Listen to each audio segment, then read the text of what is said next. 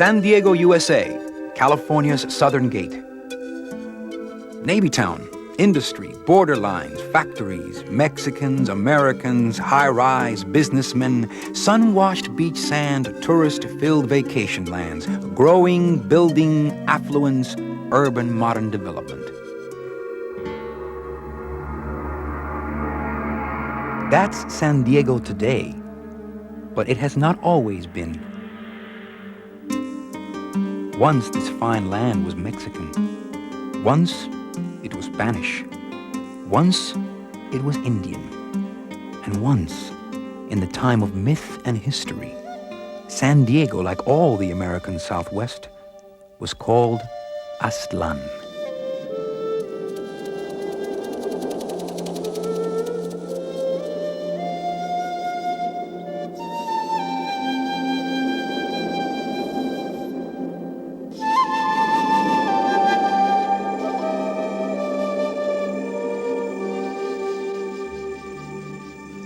The ancient story of Aztlán speaks of a people who hunted from the Pacific to the Rio Grande. But their land became dry, parched, so they migrated south to the Valley of Mexico. They renamed themselves Azteca in honor of their original home, Aztlán. And the last of their emperors left a prophecy. One day, our sky shall bloom in new splendor, and you, my people, shall rise up again like trodden grass to find Aztlán once more.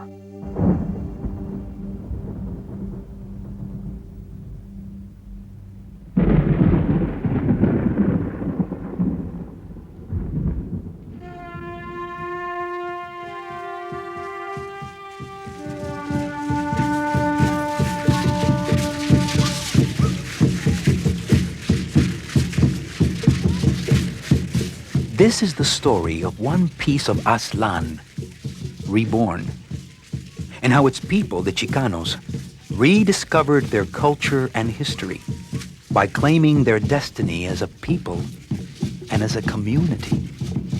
This is the story of Chicano Park.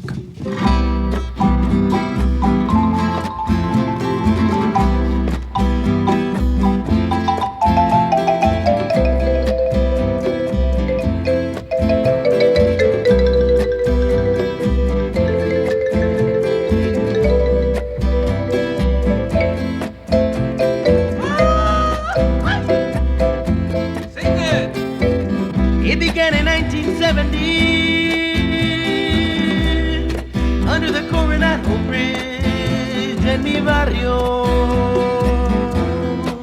in San Diego, where my people began to fight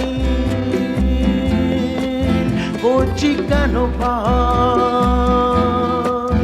for Chicano Park.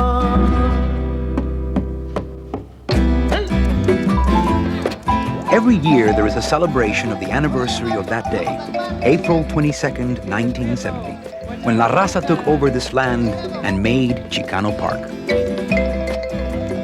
It's a very special day for a lot of Chicanos.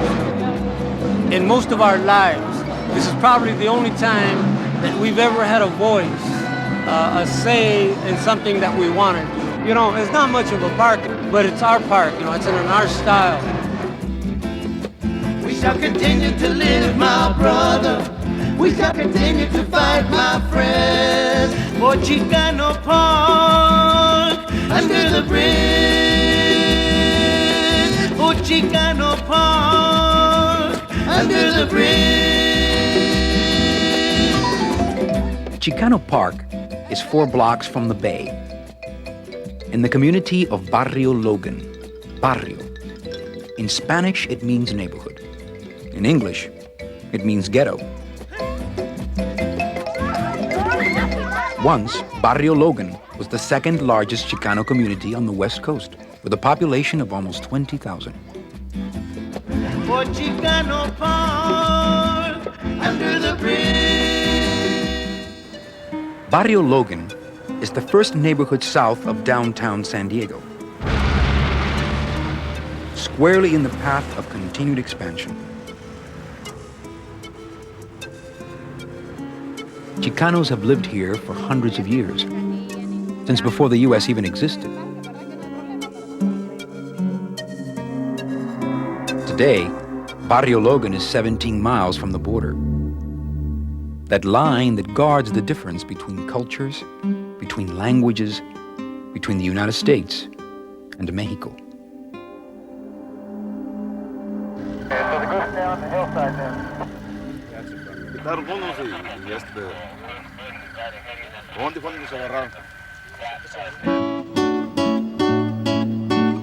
But once there was no border, and people passed freely across this beautiful land.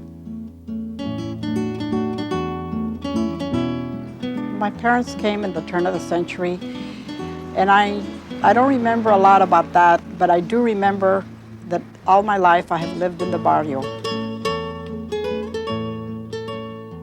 My mother died when I was very young, and my sister, my brother, and I lived with our father, who was a blind man and sold newspapers for a living. And I guess we were very, very poor, but I remember being very happy. All the children went to the same school. We all knew each other. We had everything here.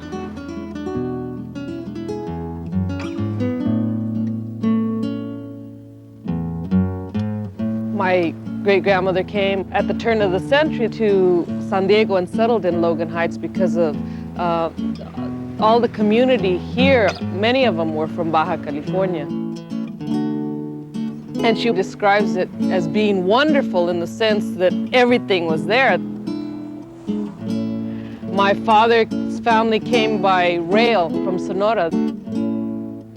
There were a lot of families coming into this area, and they were working as longshoremen. They were working in the canneries, and it became very convenient to just interact and live on both sides of the border. I mean, there were no borders. Being on the border, I don't ever remember any of my neighbors even mentioning it. We never heard the word undocumented alien, illegal alien. People went, came, and it was just like you went across the street or went downtown, or there was no big issue.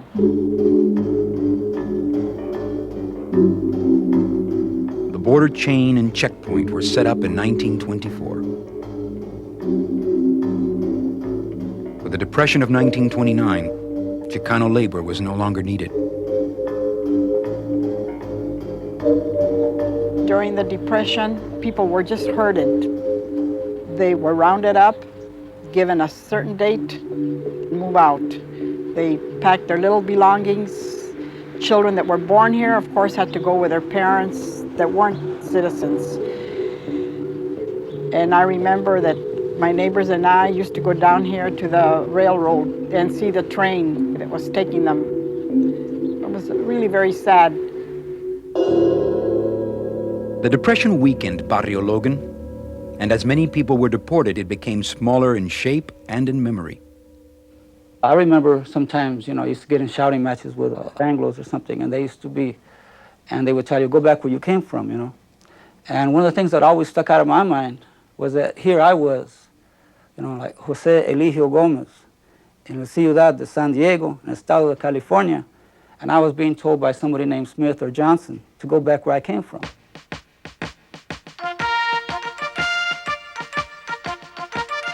As soldiers marched off to World War II, Mexicanos were pulled into Barrio Logan to fill jobs created by the war industry, the shipyards. By losing access to the coast, the Logan was beginning to be boxed in. But with jobs and working families, the neighborhood blossomed again. There had been, like in San Diego, a huge population explosion because of the aircraft industry and the naval station being established there.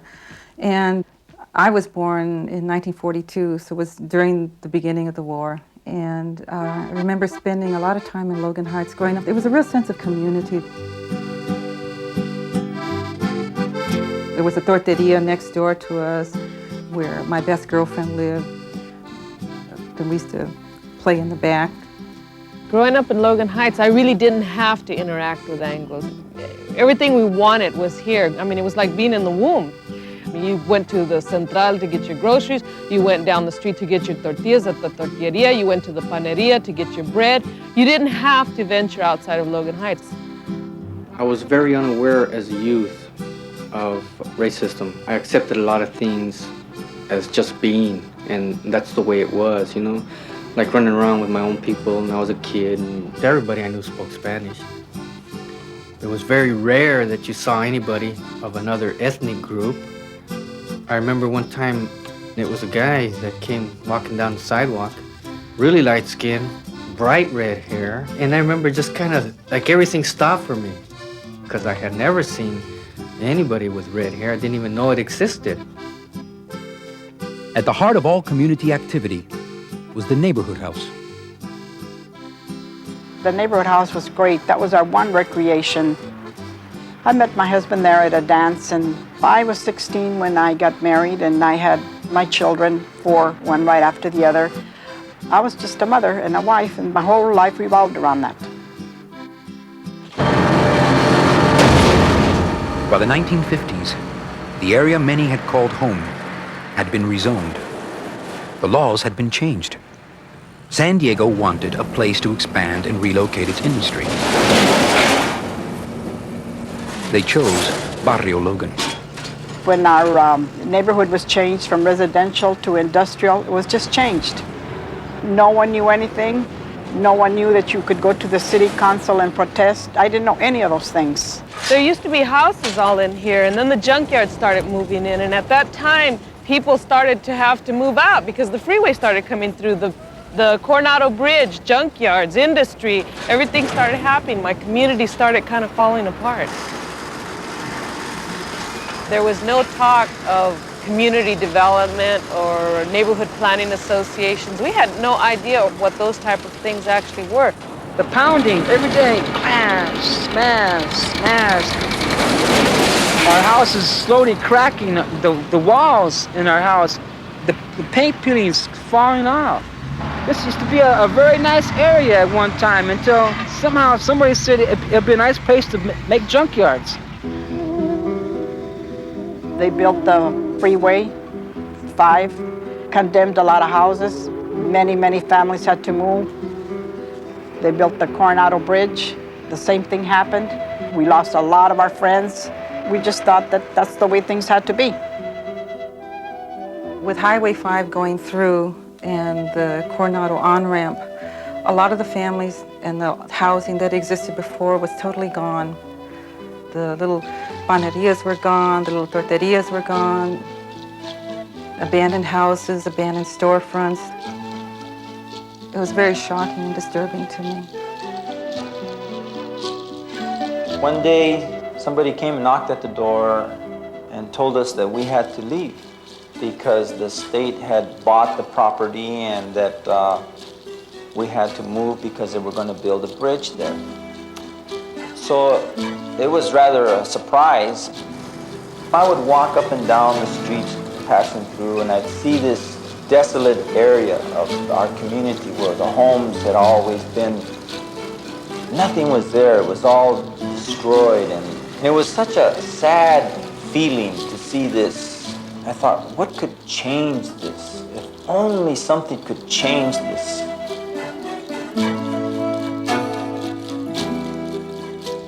So lo and behold, the bridge was built, and these great big, huge, massive columns were built there. And the ideas began to evolve in my mind. So I started sketching them and sketching the work that was taking place.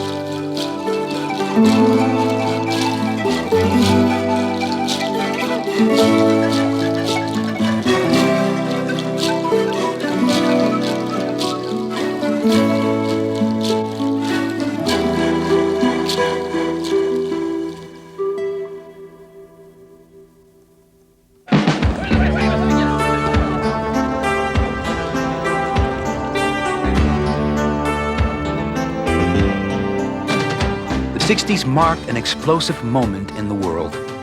People dreamed and organized for a new society free of oppression. Civil rights and anti-Vietnam War movements flourished, challenging mainstream culture. And Chicanos organized themselves. The struggle to create a united farm workers' union sparked a fire that roused Chicanos across the U.S.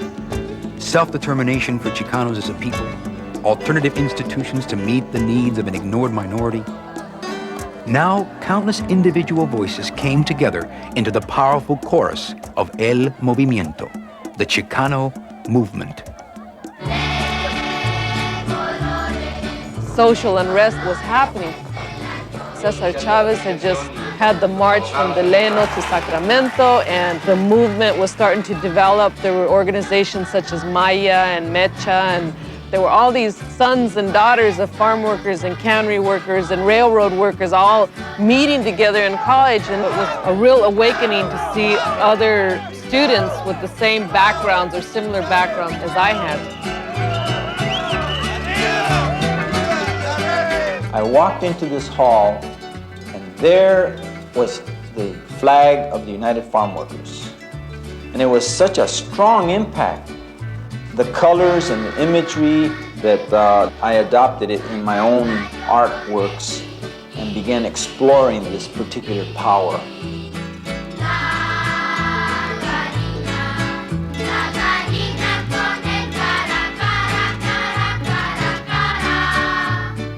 Here we had the chance to actually make images of ourselves and make images of ourselves the way we wanted to see ourselves.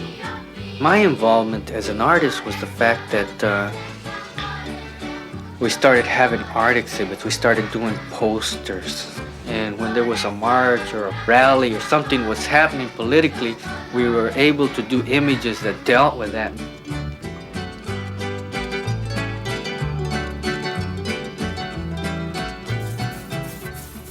I just like to think of myself as indigenous. I wanted to give pride and identity to my own people. I wanted them to realize that they have roots in this continent.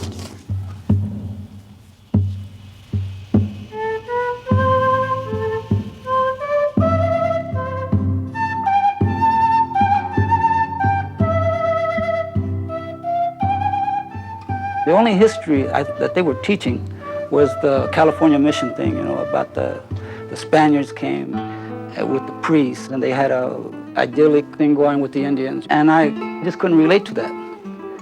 As I grew older, I kept looking, and the only thing I kept finding in history books was things like Pancho Villa was a bandit. Well, I grew up believing Pancho Villa was a national hero, that Zapata was a bandit, and I had grown up believing Zapata to be a hero. So right there, I was at complete odds with just about everything that they taught me in social studies or in history. Even though my parents always said you're Mexicano and you be proud of what you are, and which I was, my attitude outside of Logan Heights was very, very defensive. Going outside of here was very intimidating. I'm less because I was Mexicano. But when I went to Mexico or to Tijuana to visit my family, I was Pocha, which is Americanized, or you're from the other side of the border. So I didn't really fit on either side, and it was pretty confusing.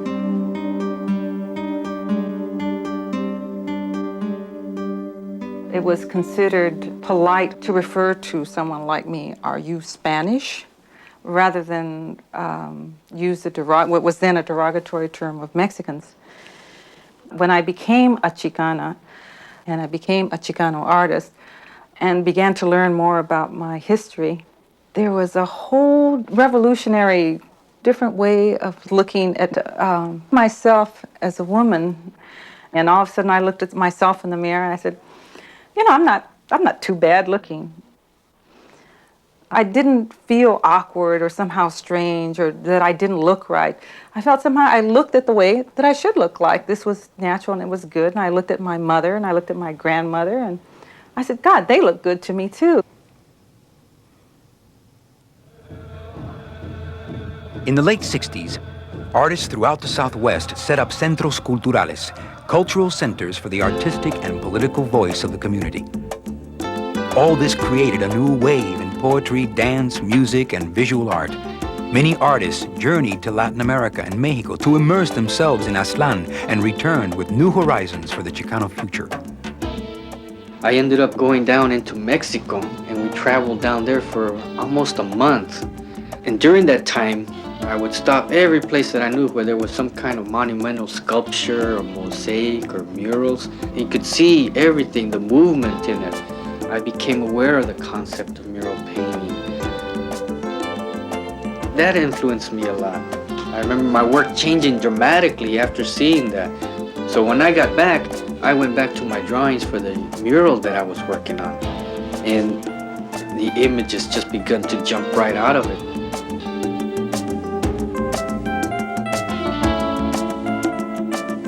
I think my purpose was to educate people as to the status of the society in the sense that of being a mechanized world, half man, half machine, the pollution of the air, war, destruction.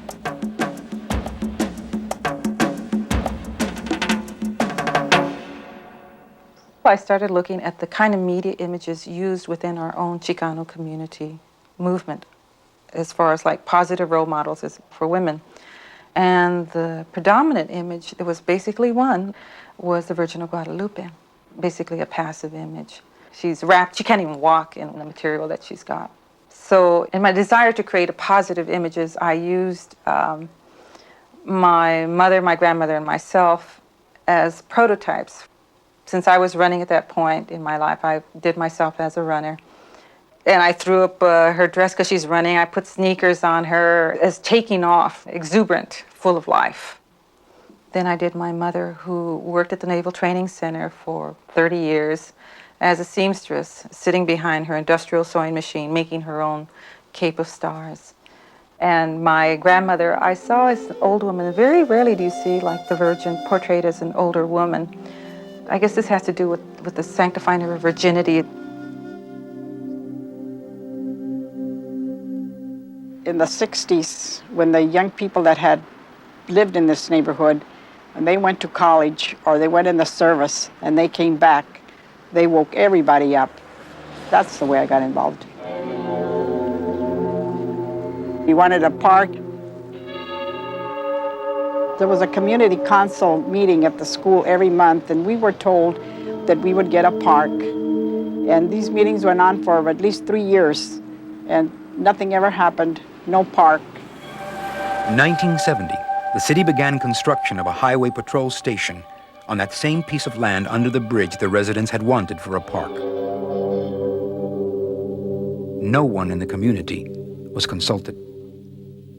I was absolutely outraged because then I realized that they had just been lying to us, and they had just decided it would be a highway office, the highway patrol office, and that was it. We needed no more police in our neighborhood. We needed social services, we needed human care services, but we did not need any more police. One day I was walking down Logan, and Mario Solis came up to me and says, Queso. He says, they're gonna build a highway patrol station down there. I said, where? What? What's happening? He says, they're gonna build a highway patrol station down there where we want to park. Yeah, they're already got the bulldozers down there and they're building fences and everything. We were in our Chicano studies classes, and I can just remember someone coming in and saying, you know, they're going to create a highway patrol station right in the barrio. And the next step was really fast. Everything just started going just like that. We came down, we came into the park, we made human chains around the tractors. I was going to the grocery store one morning, and I saw many young people, and they were in a circle holding hands. So I flew over there to see what was happening. So I joined in. I never came back home from the store. I just stayed there. And from then on, I was there every single day, taking pots of food for the young people to eat. And we were planting and digging and singing and chanting.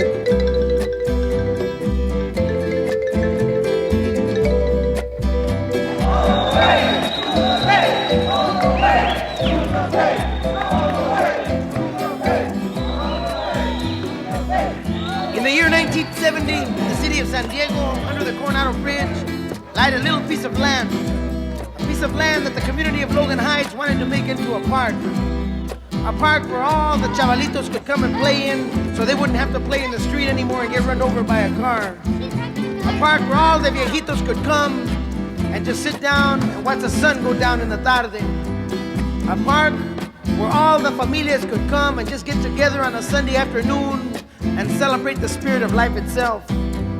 But the city of San Diego said, chale, we're gonna make a highway patrol substation here, man. So on April the 22nd, 1970, La Raza of Logan Heights and other Chicano communities of San Diego got together and they organized and they walked on the land and they took it over with their picks and their shovels and they began to build their park. And today, that little piece of land under the Coronado Bridge is known to everybody as Chicano Park.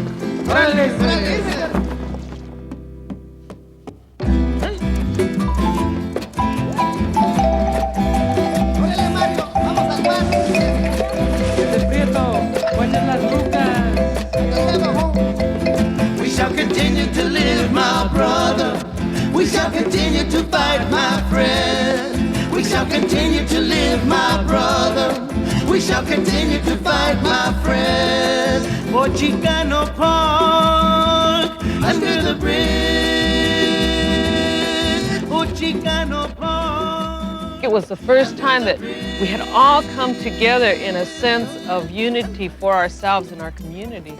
Other than that, it had been very isolated. We believed it, we said it, we taught our children, but we didn't vocally come out. I think for the first time in my life, I saw some people that were very, you could see it in them, dedicated, committed, believing in something, and that really inspired me and made me say to myself inside, you know, I want to be part of this. I want to be like these people. I want to be able to feel dedicated and committed to something, to a good cause. And to me, the issue of Chicano Park was that cause. That's the way we got it. We wouldn't let the tractors work. We just stood right there and let them roll over us if they wanted to.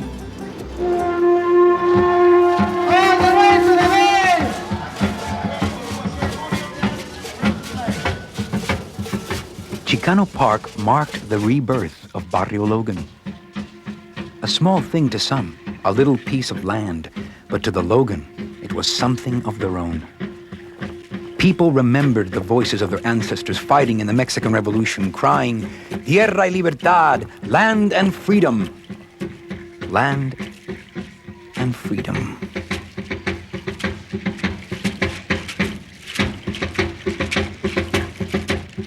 As the flag of Aztlán was raised over the park, a new rallying cry was born, all the way to the bay, extend the park to the bay, and reclaim the waterfront from industry. The ancient prophecy for a new Aztlán was answered. The trodden grass had risen up, thirsty, and drank the sweet water of victory. The park had been won. Now it would be made beautiful. Fill it with murales, fill it with murals. The empty pillars waited. New Chicano art was about to emerge for the world to see. We organized ourselves to do the first murals in 1973. That whole process of doing the murals and trying to get permission from the city was very difficult. We had to do a lot of bureaucratic red tape. There was a lot of paperwork. Every time we accomplished one step, there was always another step. But we did a lot of preparation, putting the primer, scaffolding, paints, brushes, because permission or not, we were going to paint. The paints were all laid out, and there's this gigantic wall there, and all of us were just looking at this wall. So we poured out the paint, and took some rollers and attacked the walls with the rollers and put color everywhere. There was at least 200-300 people that all of a sudden were all over the walls. Just the energy of all the people just gathering over here, grabbing brushes and going for it. It was done spontaneously. We exploded on the walls. Whatever went on the walls. If we thought we had control, we realized that we really didn't. By the time everybody got done, there was names, there was Donald Ducks, there was Mickey Mouse, there was all kinds of things all over. And I was looking at it, and about that time Jose comes walking up to me, and he was really upset with me. It's like if I was responsible for what had happened. We really ruined it. We really destroyed something that was possible. And I can remember listening to him, and I just kind of turned toward him, and I says, we haven't finished yet.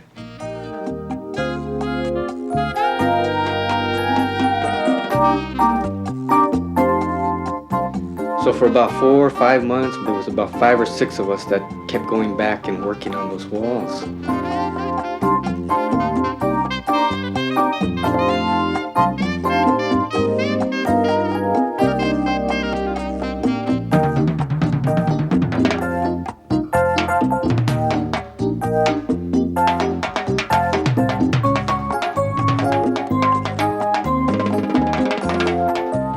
We thought it was very important that our community realized that we had very important people in our history. And we did a series of portraits to have more role models or heroes.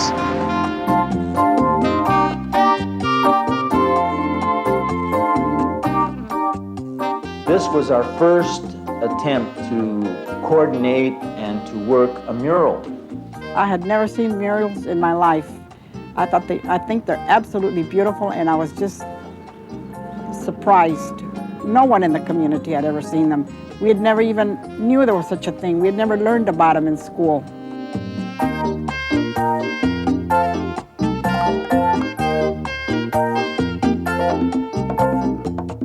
These were the first murals in the park, a celebration of all the images from the Chicano experience. So there was so much to paint. Red and black, the United Farm Workers flag. Black and red, the Aztec symbol of the 4 directions of Mother Earth. Quetzalcoatl, the plumed serpent of knowledge arching over the community. The Kiosco, a stylized Mayan pyramid to be built at the center of the park. La Muerte, the Mexican death skeleton, reminding everyone of the everlasting dance between life and death and life. And the mestizo face, symbol for the fusion of Indian, Spanish, and Chicano cultures. The murals reached back and then forward to the present and beyond into the future. Chicano Park all the way to the bay. We will have Chicano Park all the way to the bay. We're asking everyone to please be down here on Tuesday, April 22nd at 12 o'clock noon to participate in the March to the Bay. Chicano Park was a flowering of Chicano power and a challenge to those in San Diego who had planned for the barrio to disappear. Yet the question lingered, how to bring about change. The park was such a great victory that almost all the people that were at the park take over. Then we moved over to the neighborhood house and took that building over. And it was decided that it should be a free clinic. And I thought, well, we do have some rights and we can speak up and change things. We started with volunteer doctors, volunteer nurses, and it was just wonderful. I was so apprehensive about the city council taking the building from us that I slept outside on the porch, just to guard the place, see that nobody took it away from us. In the early 70s, the barrio's strength was rising. Other small volunteer self-help organizations sprang up. La Escuelita, a Chicano's free school. The Barrio Station, a community youth center. Toltecas en Aztlán, an artist collective. It was a time of intense creativity and exuberance. The Logan was in motion. Everything seemed possible.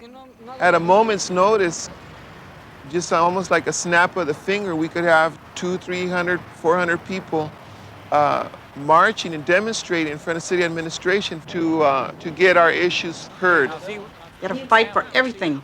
You wanted grass, you wanted a faucet, you wanted trash cans.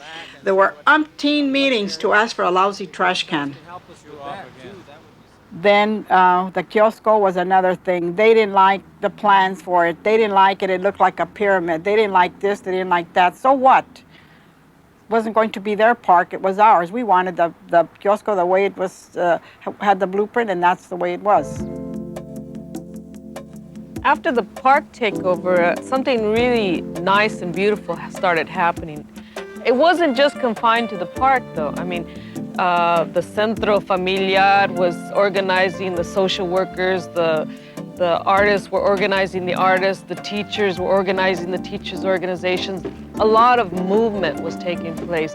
Danza, folklorico, music, all the arts themselves were flourishing. People were flourishing.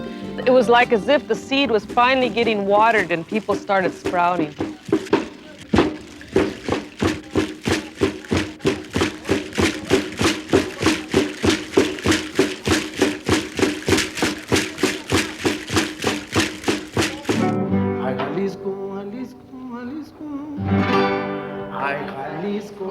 Jalisco, Jalisco.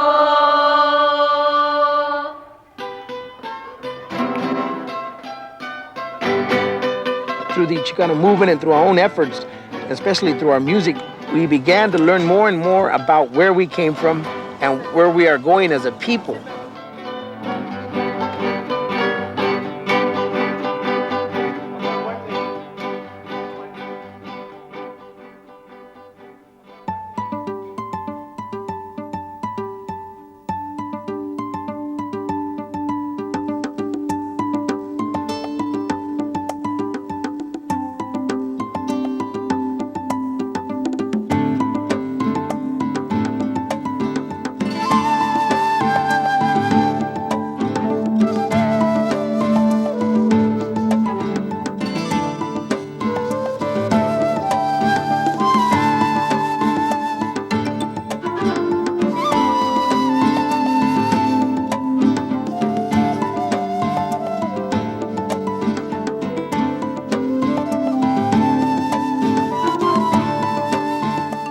This was the height of the movement, politically and culturally.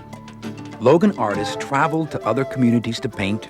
Chicano artists from elsewhere traveled here to Chicano Park. It was the time of the artistic collectives. Artists worked together in groups, sharing and reinforcing their ideas and styles. A visual language for Chicano art had developed, anchored in the pre-Columbian imagery of Aztlán, and inspired by the Mexican masters Rivera, Siqueiros, Orozco, and Frida Kahlo.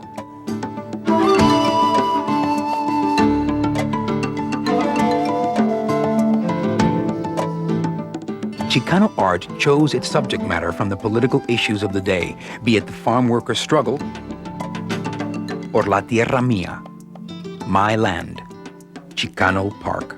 In 1975, we organized invitational to invite other mural groups from throughout the area. The Royal Chicano Air Force was one that brought down a really good contingent of artists. The RCAF was a group of artists in Sacramento. Some of us had been doing art for some time. A lot of the people that started the group with us were our students. So we went and we had 9 days to do it. So the night that we arrived, they wanted us to hit the sack and get up early, and we said we can't. We want to go right now. We want to go and see what we're doing here. So that we could get up in the morning and start painting. And as soon as we said we can go right now, Queso snaps his finger and lights go on and the scaffolding was there, and we could actually go out there and know at least how to grid our cartoon, how to make our preparations. The RCAF women left here earlier. They had already started their mural when we got there. And I think the women messed up by jumping the gun. See, they took off without letting us know. So it was a solo flight that usually in the RCAF, it's a court martial, man. In which case they would have come back and said, "What are you talking about? We know you guys too well." Again, it's the old machismo coming out.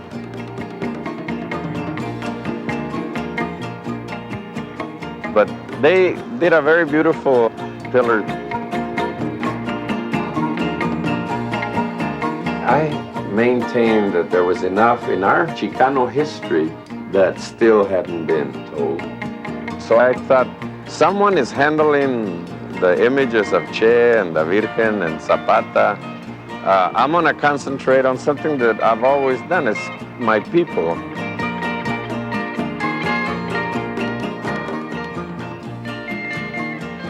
Having been brought up in the Fresno area, San Joaquin Valley, after leaving New Mexico, and being farmers in New Mexico, it was like a natural. So I did a farm worker family.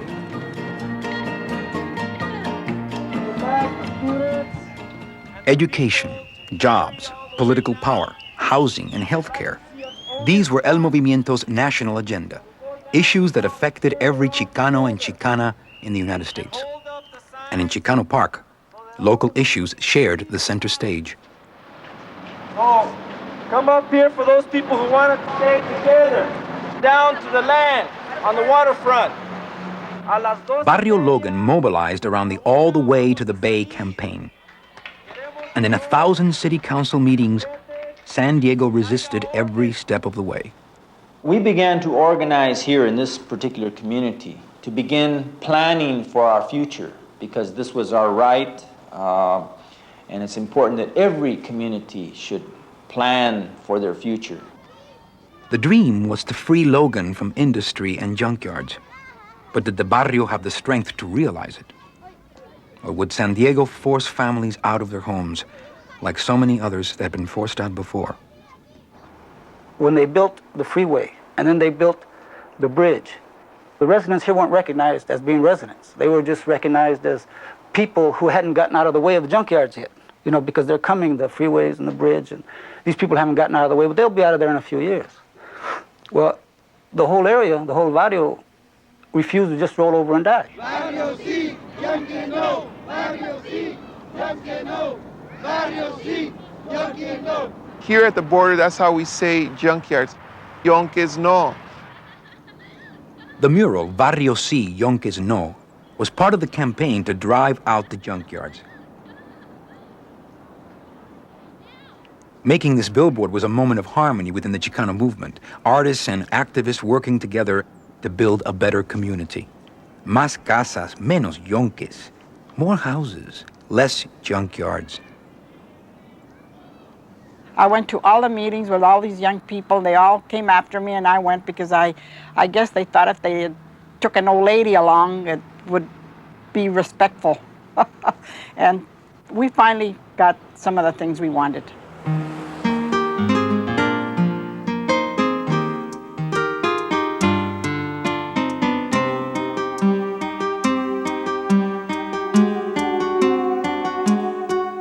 Barrio Logan was rezoned. Junkyards began to move away. It was a victory, but not like the park takeover. The politics of the Chicano movement had changed. Less confrontation, more meetings, meetings, and more meetings. The All the Way to the Bay campaign was being stalled by endless meetings with city attorneys, city council, the Port Authority, and the murals. By the late 70s, the period of spontaneous murals bursting onto the walls was coming to an end. The community wanted input, so the Chicano Park Steering Committee began to set standards. New artists would have to submit sketches and proposals. For the artists, this was limiting. They yearned for the freedom they once had. Now everything was open to review and to question. Everybody had an opinion. Señora, ¿le gustan los murales? Para mí no. No, porque pues les digo, del lugar de dar de gusto, le da uno susto, porque hay mucho mono muy feo. Was a very heavy criticism from the barrio. The red star on the right hand, you know, are you preaching communism, socialism? Juanishi's intertwined figures, which to him was using the English notion to show a movement, or the Olin symbol. The interacting, that was criticized for his nudity. And Esteban, man, a white lady with tattoos, she intimidated Logan probably more than any of the other things that were there.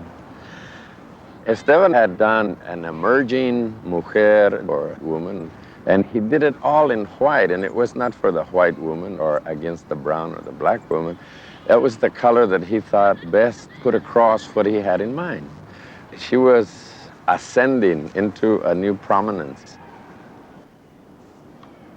By the late 70s, the ongoing conflicts between male Chicano artists and Chicano women artists became public. Women had been encouraged by the activism around them.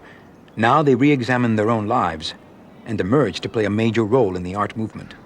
When I approached the male artists, they didn't know quite what to make out of me. Here was a confident, trained, verbal artist and who was a woman, and yet were not relating to them exactly like the typical male-female relationship. So most of my role was as a support person. I was never invited to paint a mural with them and didn't really push it myself as well. This young woman and her high school friends wanted to paint a mural, and they showed me a drawing of themselves as coming out of these corn stalks, so they saw themselves as little plants, tender little sprouts. The idea of working with young women was really thrilling to me, and so I said, okay, we'll do it. We didn't have any money, we didn't have a sponsor. They told me later that they had approached some male artists and they had been turned down or ignored. Our enthusiasm for each other was really contagious. Cuando estábamos en high school, agarramos una idea del mural que hicimos en el Chicano Park al ver a los estudiantes cómo se vestían y las muchachas cómo se iban transformando, pintando sus caras. Pero eso no lo pusimos en el mural, sino que también quisimos dar una idea de como de los antepasados, cómo se ponían las muchachas de no make-up antes, pero como una india, pusimos en el mural una india y un cholo representando el pasado y el presente. I saw myself simply with them as a facilitator and teacher. I called myself a technical advisor. I saw them as the artists. Yo me fijaba en la gente también y en las escuelas, pero cada quien dimos una idea. Como hay muchos mexicanos que no saben de su cultura, eso, y quieren aprender. So the murals portray Mexican history, they portray Latin American history, and they portray contemporary Chicano history. Contemporary Chicano history? Think about it. Things have changed. Chicanos can refuse to be an invisible people and can say with pride, we write our history for ourselves and paint it on our murals. Yes, things have changed. Not all the small alternative institutions started in the 60s survived, but some did, become an established, funded organization. And the long-haired barrio warriors, brushes in hand? Many left, but others stayed and became painters and teachers of art. And the park? Once a barren patch, a passed-over piece of land, now is green and beautiful.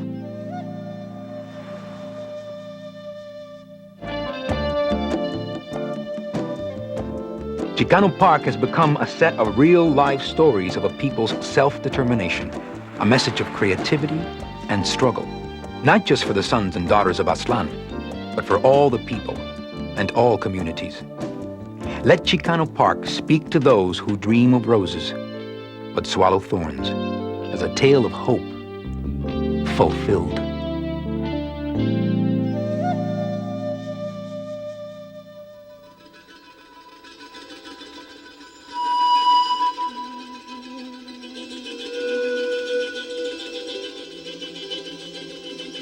Into the 80s, the national Chicano movement had fragmented. In Barrio Logan, activists focused on the single issue of enlarging the park to the bay. Years of struggle had taken their toll. Organizations weakened, some leaders left, but others stayed. Since I began to work on the murals, I've never left them. I've always been restoring them, a little bit here, a little bit there. I'm still involved. Every time there's a picket, every time there's a march, I'm there. Over the years, I've been involved in the free clinic that has just grown tremendously, and I never dreamed in my wildest dreams that it would be the way it is now. I just got reelected as the chairman of the committee once again. I'm back on for another ride. I have mixed feelings about it. Over the years, it's been like a roller coaster ride. There's been times we've been riding high and times when we be riding low. We've had problems within the organization, problems sometimes with membership, disagreements. But I've taken on the chairmanship here because by letting a lot of this division continue, we are setting a bad example for our children because they're going to grow up and it's going to cause them the same problems that we had, the same miscommunications that we had. Like so many times before, the population of Barrio Logan is changing.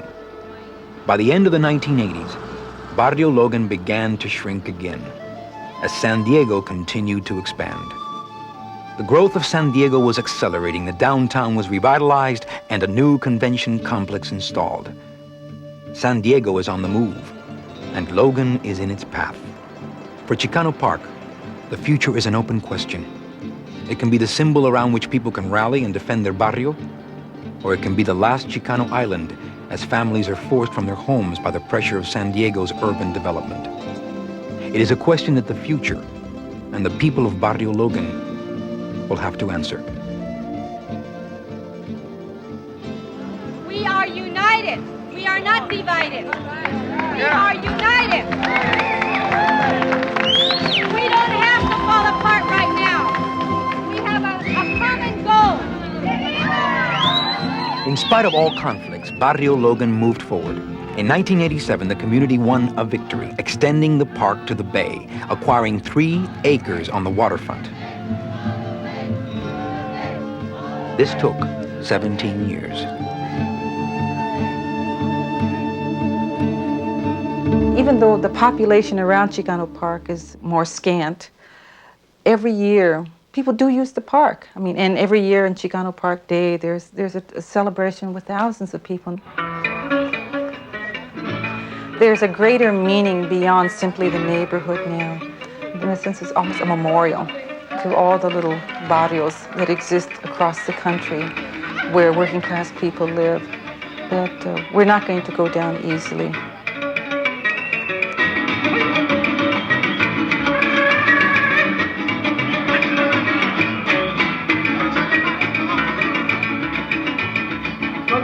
De luz, tan bella como no hay dos. Es mi lindo Veracruz, tierra bendita de Dios. Es bonita la región, soy una quiere cantar. Y se cumple con el sol, el terreno del palmar. Yo le canto con amor a mi tierra tropical. Qué bonito es Veracruz, nunca la voy a olvidar. Yo le canto con amor a mi tierra tropical. Qué bonito es Veracruz, nunca la voy a olvidar.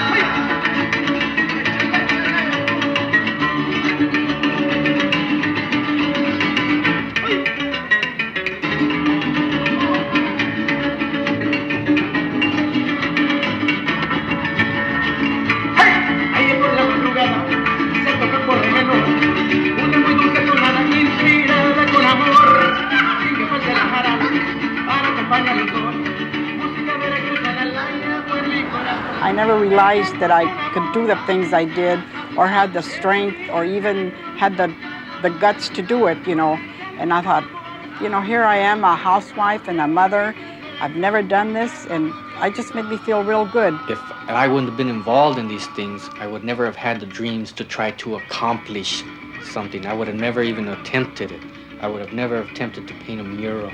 We go to parades in areas of San Diego where before it would be full of intimidation and fear because we were Mexicanos, and my children are going, look at the charros, mama, yahoo! Look at the charros, look at the danzantes, look at the folklorico, mama, look at how pride, look at the lowriders, and people looking around at us like, you know, and my kids just saying it with pride and beauty, and I know that that's what that did for me. I don't know of any other community that would fight for a park under a bridge where we get the fumes, where we get the pigeon droppings, but it's our park and we love it. Under the bridge, oh Chicano Park, under the bridge. Échale,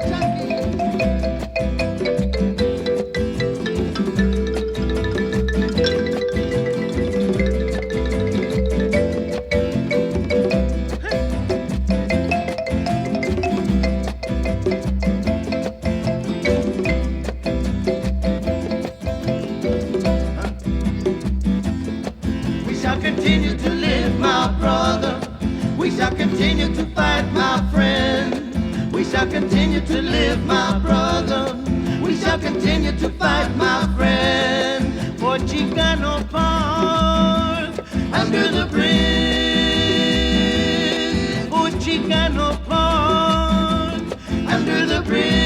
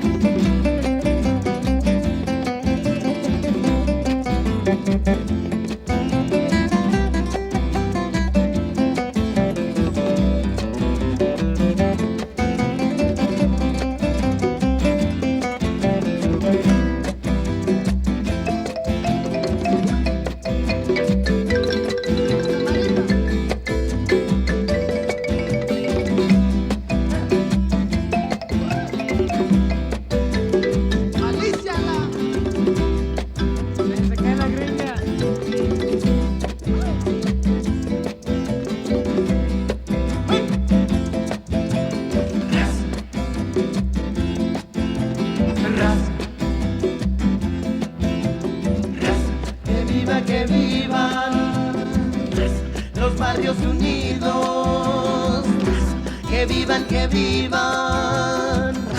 los barrios unidos, que vivan los barrios unidos,